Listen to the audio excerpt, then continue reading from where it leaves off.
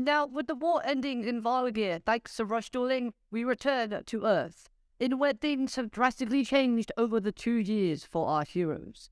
Aliens have been outlawed, and anyone associated with them in the past have also been banished from Mutuba town. Behold the power, behold the influence of MIK's Ryugu Phaser. Hello everyone and welcome to Dueling with Downton, and today we're talking about episode 52 of the Yugioh Go Rush anime series, the first episode in season 2 of Go Rush. And what an episode this was. We had such a complete shift in tonal atmosphere for the show itself when surrounding Mutuba Town and the characters. We got new characters introduced, while we also got changes for our previously established heroes already. Oh, and maximums of course. So let's start off by talking about the character of Yuki. Now, out of all the characters that we've seen so far, after the 2-year time skip, Yuki seems to be the most changed character. We have a new and much welcomed design difference with his character, but that also came with a distant and more snarky attitude. Yuki has seemingly lost his jolly, lively personality that we once knew from season 1. He no longer wishes to rush duel. He thinks there's something that only children are meant to do. Which is a massive difference from the Yuki we once knew. And out of the twins, Yuki used to be the more duel-hungry.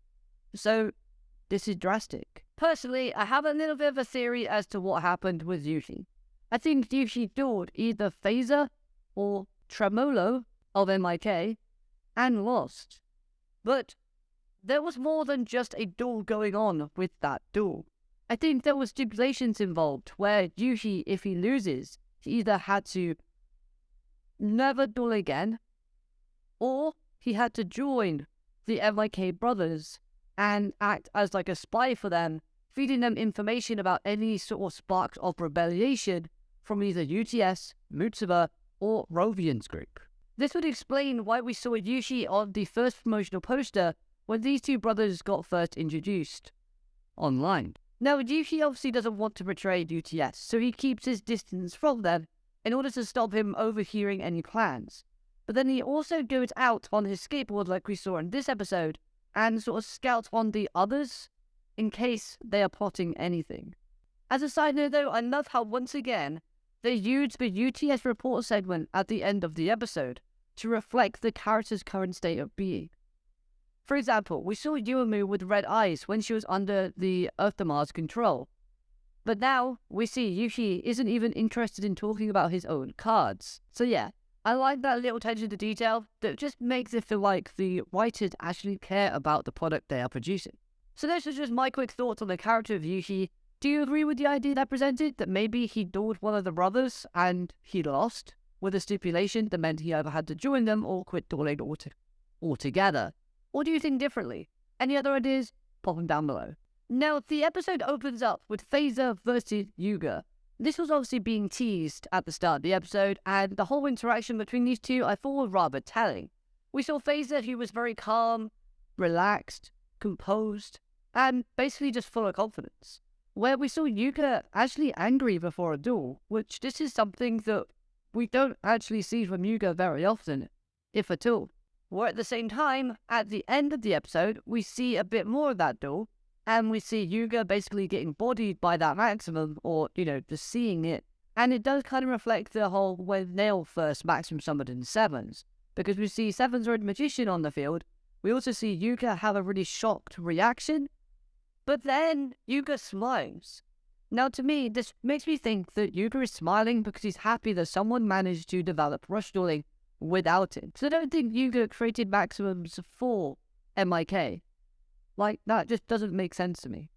So, to think that Yugioh is facing someone, and they've managed to develop rush dueling, which he created, and they've managed to recreate maximums, I think Yugioh's just happy at people just doing that. And honestly, I don't mind them using Yugioh as a plot device here, and giving him some draws or losses throughout this series.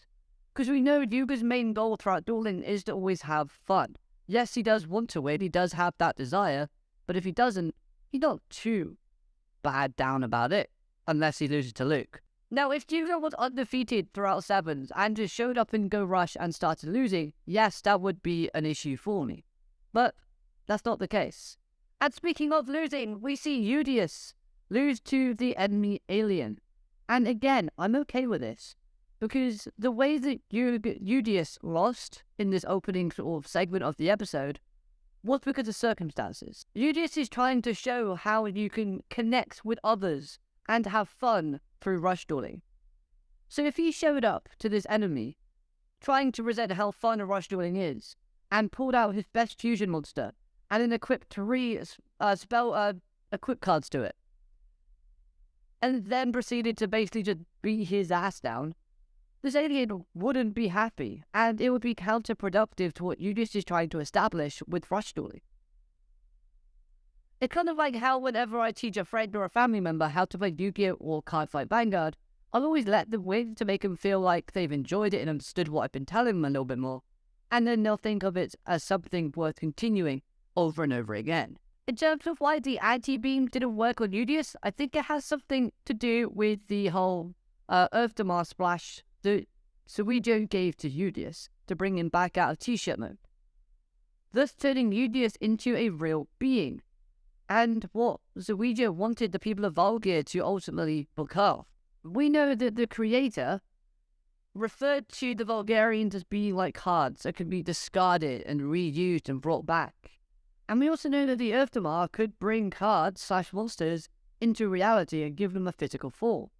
So if Yugioh was in T-shirt mode, and Yugioh used Earth Damar on Yugioh to bring them out of that, then pretty much Yugioh just turned Yugioh into a real boy. And lastly, on Yugioh's character, I really loved the emotion shown when Yugioh realized that Yuki isn't the same person, and the actions of MIK's new forces have taken away that smile that Yuki once had. The music, the facial expressions, the even phrasing of the dialogue was all perfect and helped to really make me as the viewer see Yugioh's emotions and feelings shine through. Now, as for the Ryugu brothers themselves, both characters I think have a great design. I really do like them. And I love how most of us watching and looking at these designs ahead of this episode thought that they had some connection to the enemies of Velgear. But instead, the MIK top commanders. And I loved how simply they just burst onto the screen and just showed that authority, that power, and that kind of drive they had to make Earths remain beautiful by kicking out the aliens, so they say. Now, of course, we know that all the aliens that they captured, minus Chupataro, are all good people. And without them, the people of Mutuba Town would never have gotten back to Earth safely, so to speak. So I feel like there's going to have to be some kind of public involvement when it comes to changing the view of aliens. Because, like they mentioned in this episode, MIK, with their actions, have managed to make everybody's peaceful lives return back before the whole Mutuba Town leaving into space ordeal started.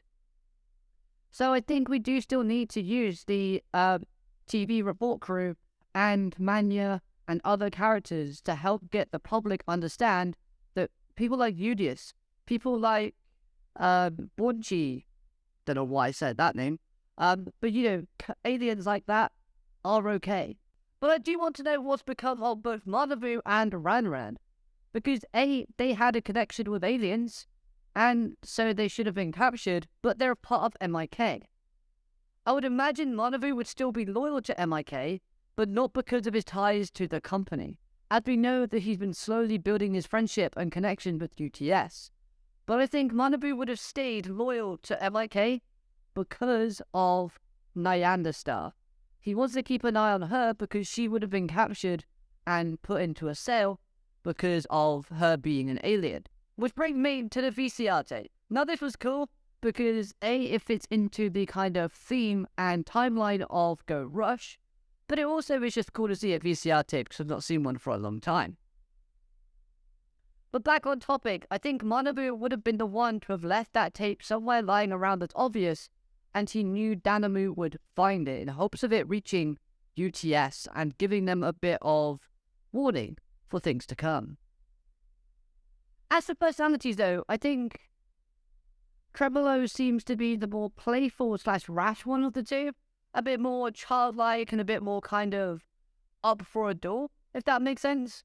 And action first, thinking later type of character. Where Phaser is the more in control. He's the more complex and the more calm, relaxed. Yet he comes up with the plans.